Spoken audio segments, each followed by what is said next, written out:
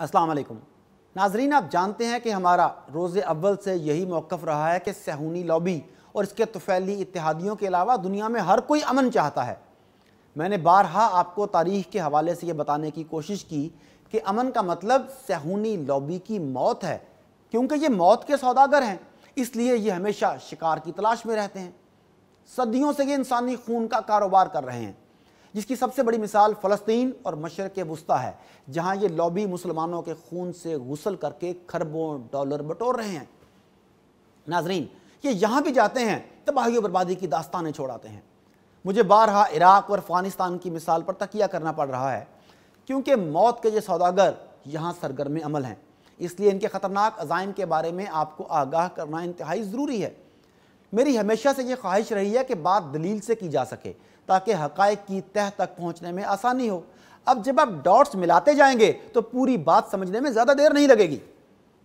नाज़रीन, अफ़गानिस्तान के हालात अब दिनों में नहीं घंटों में तब्दील हो रहे हैं। दुनिया के अहम तरीन दारुल हुकूमतों में डेडलॉक्स को ख़त्म करने के लिए मैराथन मुज़ाकरात जारी हैं। एक तरफ अमरीका, जो अफ़गानिस्तान में वियतनाम जैसी शिकस्त का तौक गर्दन में डाले दोहा फॉर्मेट को लीड कर रहा है, तो दूसरी तरफ रीजनल ताकतें रूस, चीन, ताजिकिस्तान और उज़्बेकिस्तान अफ़गान धड़ों की मुसालिहत के लिए एड़ी चोटी का जोर लगा रहे हैं। कहीं शंघाई कोऑपरेशन ऑर्गेनाइजेशन का प्लेटफॉर्म इस्तेमाल हो रहा है, तो कहीं कलेक्टिव टेरिटरी ऑर्गेनाइजेशन, कहीं दोहा फॉर्मेट, तो कहीं अमरीकी क़यादत में नए क्वाड का क़याम। अजीबो गरीब डेवलपमेंट्स का ना ख़त्म होने वाला सिलसिला जारी है। नाजरीन, दिलचस्प बात यह है कि ये वो खबरें हैं जो मीडिया के तवस्सुत से हम तक पहुँच रही हैं, लेकिन कुछ ऐसी खबरें भी हैं जिनसे ज़ाहिर होता है कि मुख्तलिफ ड्राइंग रूम्स में शतरंज के खिलाड़ी नई बिसात बिछाने की कोशिशों में मसरूफ़ हैं। ये इत्तलात ज़ुबान ज़द खासो आम हैं कि मखसूस चार्टर्ड तैयारे Islamabad, Kabul, Doha, Moscow, Urumqi, Washington, London, Tashkent, Istanbul, New Delhi, Tehran, दुशंबे और अशकाबाद में मुसलसल उड़ाने भर रहे हैं। इससे आप अंदाज़ा लगा सकते हैं कि अफ़गानिस्तान का मामला कितना हसास और पेचीदा है। घंटों में बदलती सूरत हाल से आप अंदाज़ा लगा सकते हैं कि कोई हतमी बात कहना कितना मुश्किल है। आप जानते हैं कि तालिबान अस्करी तौर पर अफ़गानिस्तान के 85% रकबे पर कब्ज़ा कर चुके हैं, और वो इंतहाई चालाकी और होशियारी से लम्हा ब लम्हा काबुल की जानिब पेशकदमी कर रहे हैं।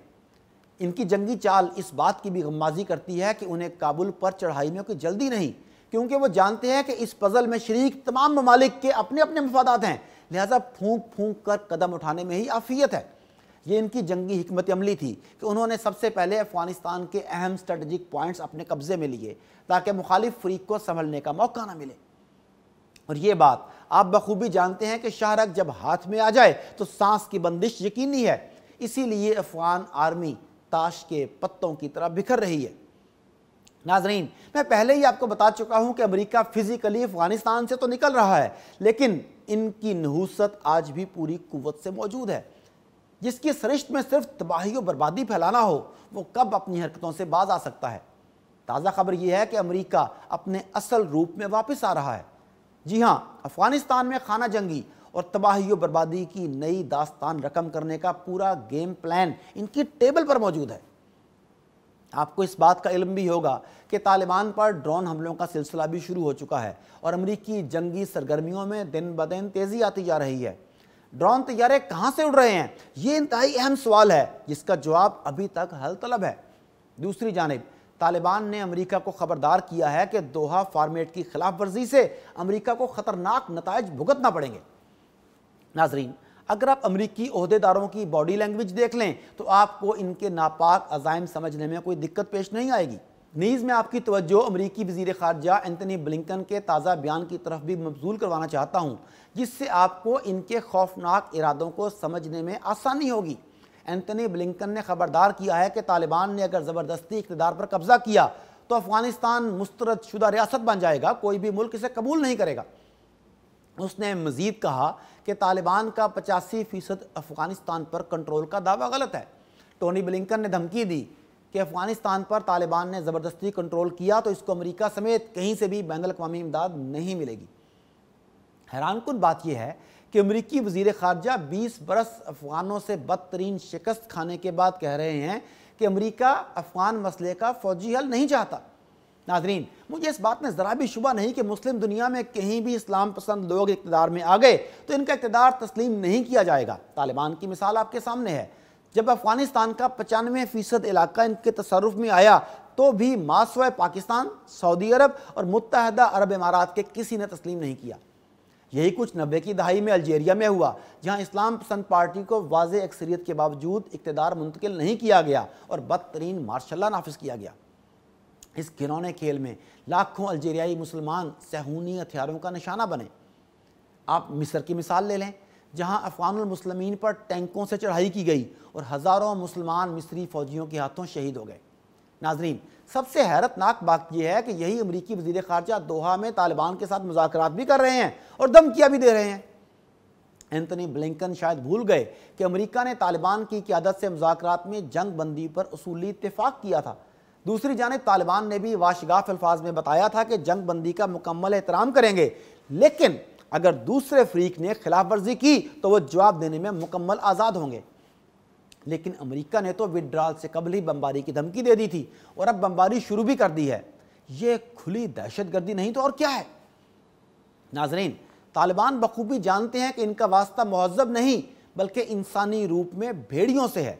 वो जानते हैं कि अमेरिका के कौलो फ़ियल में तज़ाद इसकी सरिश्त का हिस्सा है, इसलिए वो इंतहाई तहम्मुल और बुर्दबारी से काम ले रहे हैं। वो खित्ते के तमाम स्टेक होल्डर्स को यकीन दिलवा रहे हैं कि सुलह कुल की पॉलिसी ही अफ़गानिस्तान समेत तमाम दुनिया के मफाद में है। तालिबान जानते हैं कि जियो इकनॉमिक्स में ही अफ़गानियों की मुआशी सलामती पनाह है, इसलिए वो चीन को सरमायाकारी के लिए वेलकम कर रहे हैं। अब तालिबान से ज़्यादा और कौन अमरीकी अज़ाइम से वाकिफ़ है। वो तो मुसलसल 3 दहाइयों से अमरीकी दहशतगर्दी का मुकाबला कर रहे हैं। यही वजह है कि वो अमरीका को कोई ऐसा मौका नहीं देना चाहते जिससे अफ़गानिस्तान का अमन तहवाला हो जाए।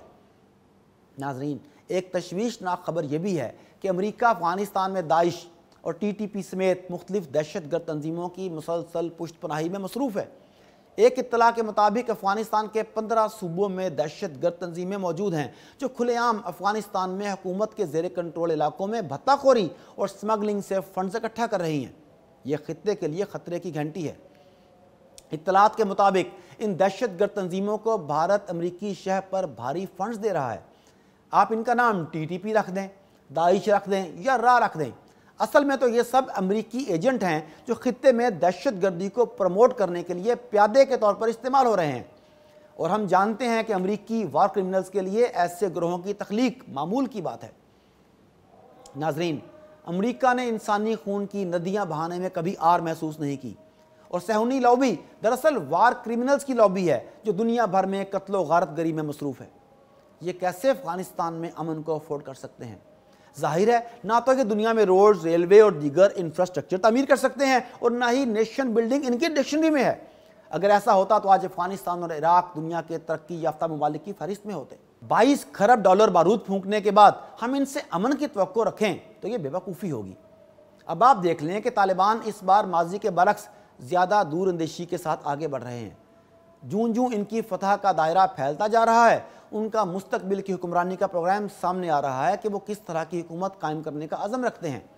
खबर रसां इदारे AP को दिए गए एक अहम इंटरव्यू में तालिबान के तर्जुमान सुहेल शाहीन ने मुस्तकबिल का लाहेमल बयान करते हुए कई अहम बातों का इयादा किया है। उन्होंने कहा कि जब अफगान तनाज़े में शामिल तमाम फरीकों के लिए काबिल कबूल मुज़ाकरात के ज़रिए नई हुकूमत कायम होगी और अशरफ गनी की हुकूमत चली जाएगी, तब तालिबान हथियार रख देंगे।